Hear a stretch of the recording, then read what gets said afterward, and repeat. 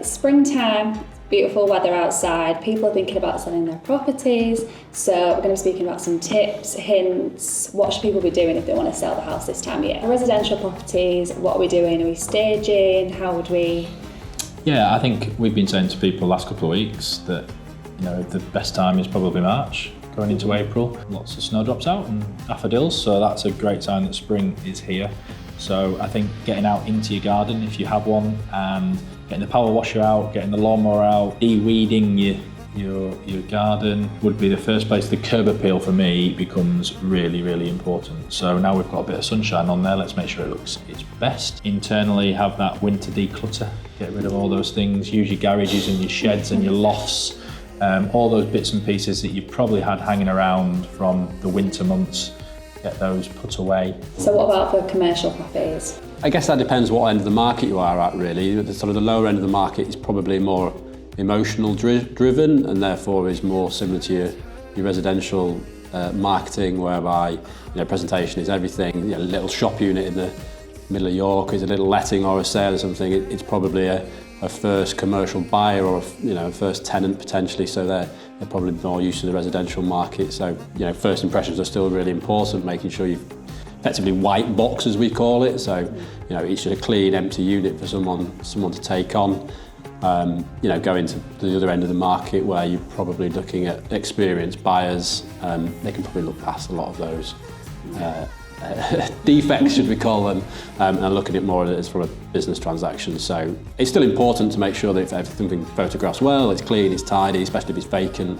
First impressions are everything, especially when doing viewings, etc. So it's as important, but there's probably other things at play in the commercial market. I think the best bit of advice I can give is don't rush it. Get yourself down to B&Q on a weekend, go and buy all those tools that you need to make your home look its best, and spend a couple of weekends getting it looking exactly how you want it. I think the only time people ever really need to rush anything into the market is if there is an onward plan, whether that be a home that's on the market or they need to move for schools or jobs. But my best advice at this time of year is if we're going to have a few nice weekends of good weather, then use that really well. Fate will play its part in the house selling process, but I think it's time for the spring clean and the spring tidy and get into your gardens and make it look its best. Yeah, I think probably your commercial transactions are less seasonal because you're not linked to an Easter holiday where someone's looking to move because they've got kids or something like that. But ultimately, you've got a one chance to get your first impression right through your portals or your social media, whatever it is, and that's making sure your photos are looking as good as they can, and that's generally when the sun's shining. We've established that staging and presentation is really important. What else would you say? For me, I think the obvious one is price. Making sure that you've done your research, that your agent has been able to provide you with enough comparable evidence as to why your home is worth, or the commercial asset is worth a certain amount of money.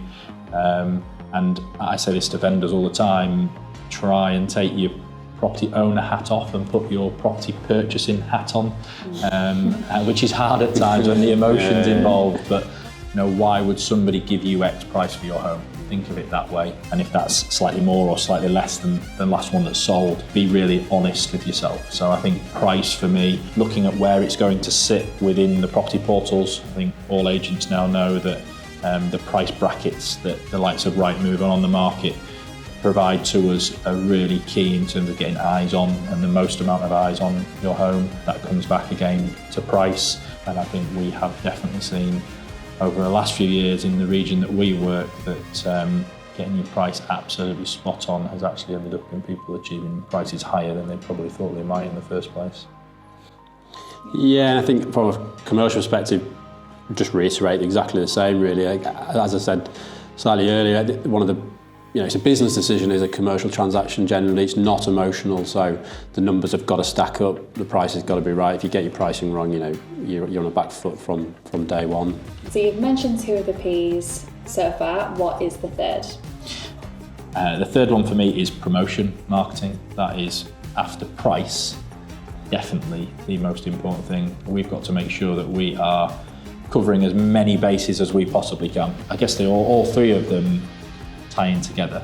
and one doesn't really work without the other. But for me, promotion, making sure that if we've got your presentation right, that if we've got your price right, then we've got to put it in the right places. And that's ensuring that we aren't just resting on our laurels and relying on the property portals, that we are going above and beyond, that the teams have their off-market opportunities, that they have their hot buyers ready, people who are cash and ready to proceed prior to a property coming on the market, which we do. And then obviously using the likes of the property portals that we previously mentioned, making sure that it presents on there really, really well. And then obviously, as everybody knows, the big one for us is social media. So I think the first two come first, and then the third one is how we're going to promote that home. I say without one, I don't think any of the others work together.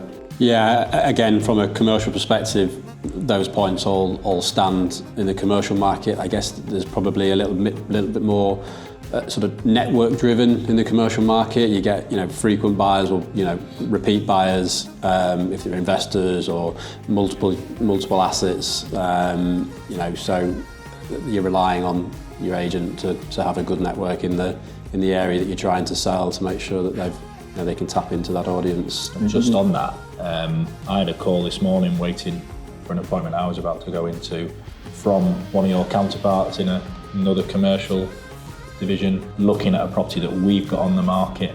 It's a residential property, but they're looking at possibly change of use of that for one of their existing clients, so they're actively looking for a buyer. That call never happens. Yeah. Unless there's a connection between two companies, two agents, a commercial agent, a residential agent. I've got the residential property, they've got the commercial client. So, I think that's really, really key. Yeah, I mean, certainly at the higher end of the commercial market, there's a lot more agent-to-agent transactions.